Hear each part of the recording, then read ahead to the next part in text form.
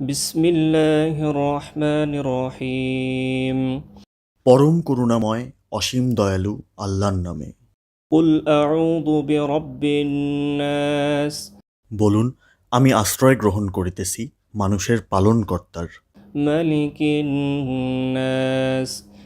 মানুষের অধিপতির, ইলাহিন নাস। মানুষের মাবুদের, মিন শাররিল ওয়াসওয়াসিল খান্নাস। তার অনিষ্ট থেকে, যে কুমন্ত্রণা দেয় ও আত্মগোপন করে, আল্লাযী ইউওয়াসওয়িসু ফি সুদুরিন নাস।